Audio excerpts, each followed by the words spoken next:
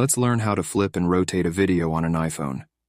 If you want to rotate and flip your video but don't know how, you don't have to struggle anymore. After watching this video, you'll know how to do it. The first thing you need to do is check if your Photos app is updated. You can check this in the App Store. Now that your app is updated, the next thing you need to do is open the app. Once you've opened the app, you'll be on the screen where your photos and videos are located. On this screen, you need to find the video you want to flip and rotate.